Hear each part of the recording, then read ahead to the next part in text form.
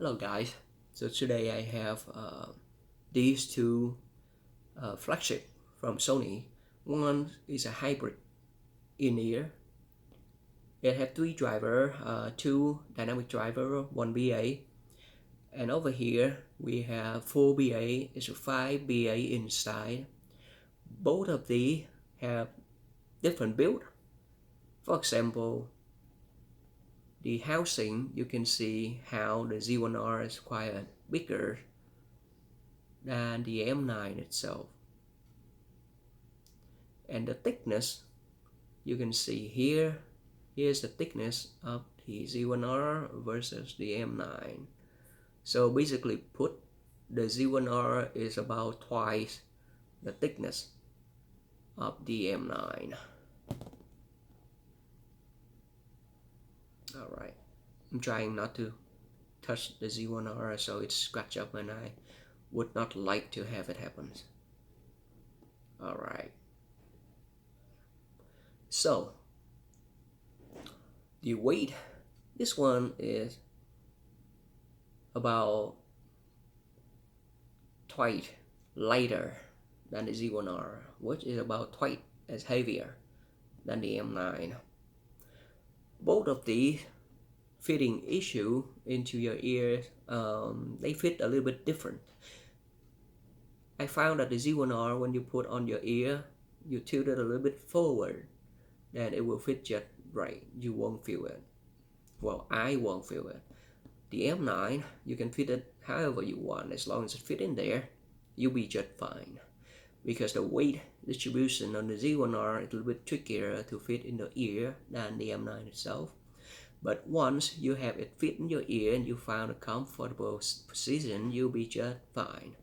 So, beside that, the cable itself, when it comes, is also different. One is with silver and the other one is with black colors, for the look purposes. Well, beside that, you can see that the cable on the M9 and the Z1R are differences here. The Z1R is twice as big. For whatever purposes, it could be a better cable, it could be, just a build to minimize microphonic or whatever, for the look. D2 4.4 by the way. But yes, even the cable itself is different. And let me say the tips here. Tip here is also different. The tips on the M9 is softer. The silicone tip on the Z1R is thicker. It's stiffer. Not by much, but you can feel it. Okay, so both of these are flagship quality. But when it comes to that, I have to say that this is brand as a signature series. And this is just, a typical flagship, I guess. So basically, what do I find differences beside the build? Well, let's say for technical purposes, both of these, why I'm interested in these is because of the crossover network that being built in these. The crossover network is very important with any speaker, any multiple driver system. If the crossover is not tuned right and the component is not of a high quality, then all kind of funky business could happen. So any other in-ear on the market right now, I see that they only come with ceramic capacitors and common resistor. But over in these two, let's say that these two have the newest balanced armature production lineup from Sony. This balanced armature is the newest technology that uses silver plating over pure copper for voice coil. As you can see on the Sony website itself, it will show it. Beside that, the crossover network here also use the PML capacitor. That is polymer multi-layer capacitor, multi-layer film capacitor. And I did not see the crossover picture of this one to have any resistor, but this one does have a resistor. And the resistor being used in here is fine sound resistor. Fine sound resistor is basically Sony in cooperation with other companies in Asia. One of the brands in Japan, that's as much as I know. I don't have the exact information, but Sony and that company developed the fine sound resistors together in order to achieve better sound performance. So you will only see Sony F resistor in their flagship line, say WM1Z, WM1A does not have the fine sound resistor. This one have the fine sound resistor, and then that also come with the newest signature series, the DMP-Z1. Sony has come out with these production line with many of these technology and quality components that we would deem not only exotic but for the technical purposes of sound performance itself. So yes, for sound performance itself, these technical aspect of the two earbuds pull my interest in. And like I said, I'm very open-minded. I love any technology just as long as it sounds good. So this one have 5 BA inside, and this one have 3 drivers, 2 dynamic drivers and 1 BA inside.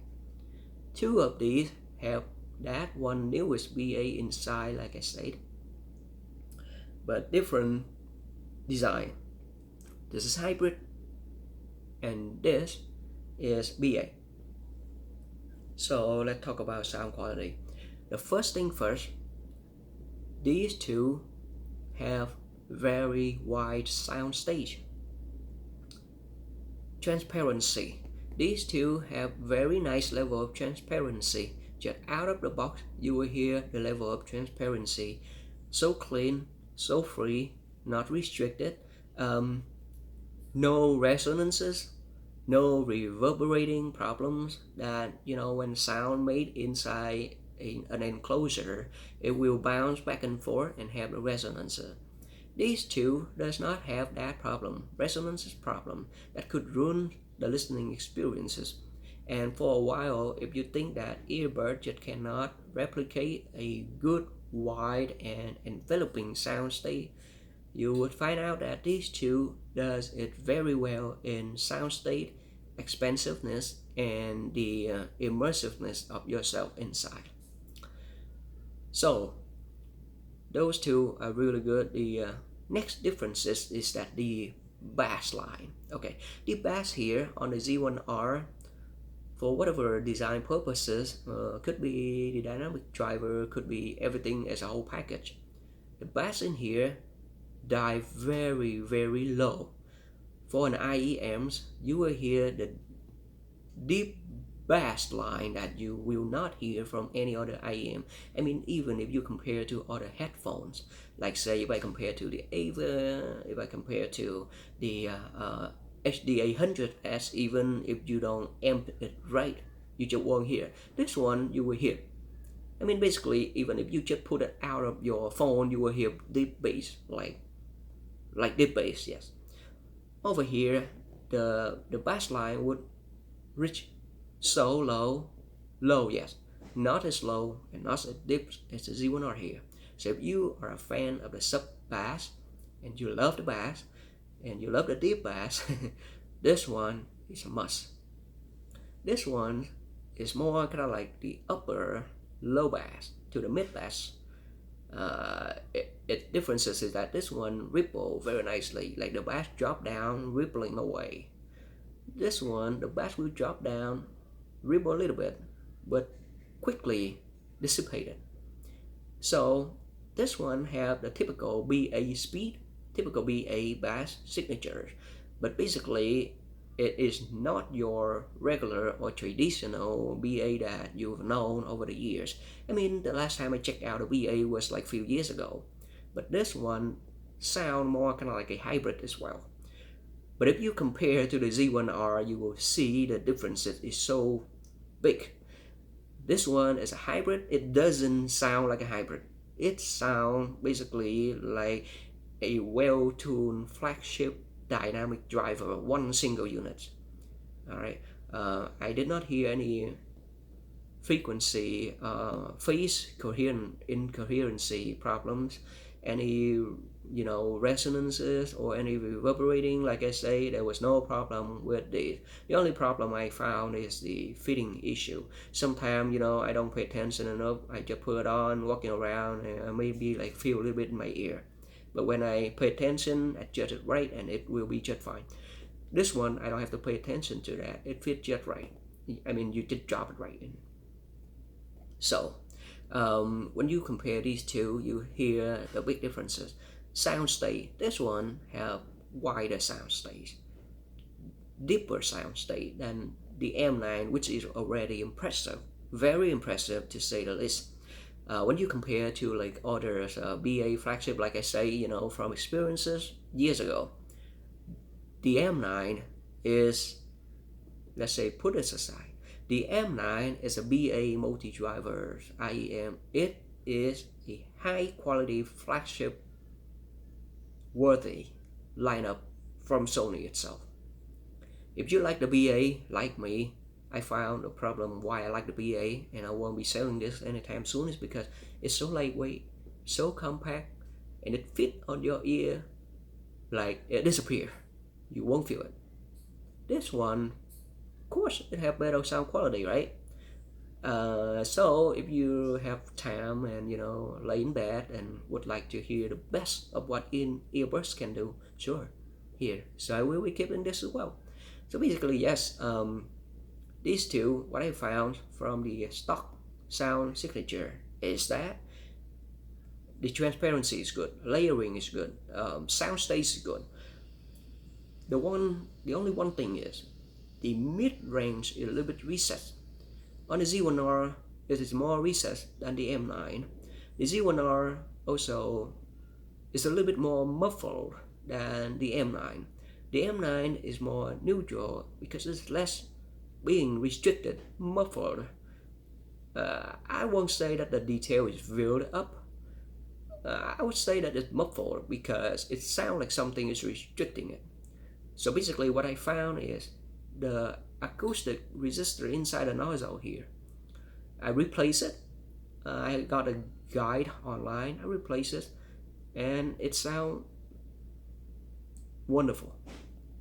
So basically with the resistor swap out, I have better clarity, better transparency, layering details, more bass details and all the good stuff.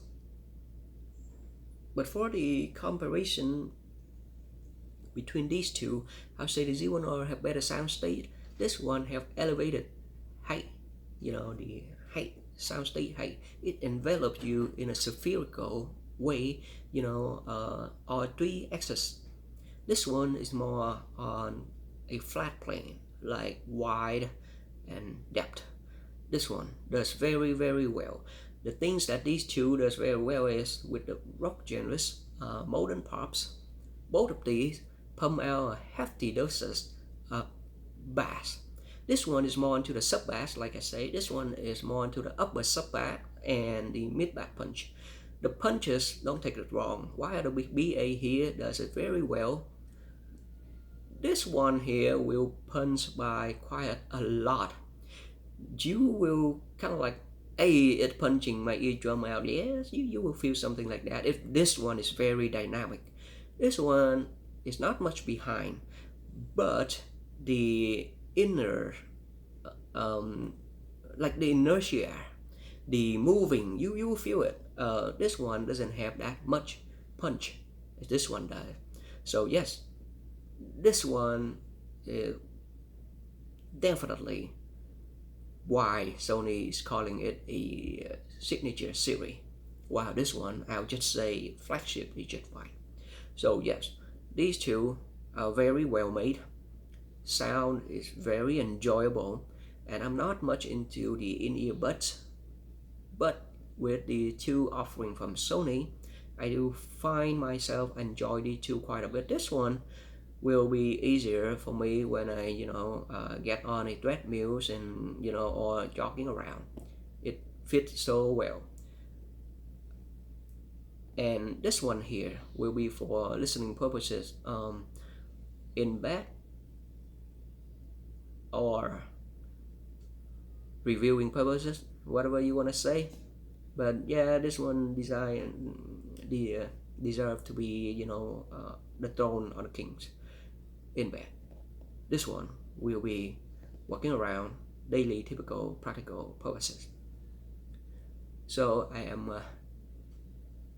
glad that you enjoying the video today, and I hope you find it helpful. These two are a little bit warm on the sound signature itself, a little bit muffled from the box, but that is just because of me myself. I've been experiencing with HD800S and full size headphone a lot, and haven't been into the in-ear for a while, but that's what I hear. I could improve it, and I did, and I will have the link underneath the video for you. But after that, these two is very, very well made and worthy of the new modern flagship in technology, in sound performances by itself. So you cannot be wrong with either one of these. This one is more expensive, of course. This one is a little bit cheaper. You can find it a little bit cheaper from accessory jacks. And so that's it. I hope it's sum up for you. If I missed anything, post on the comment section, and I'll try to answer you as much as possible. Thank you.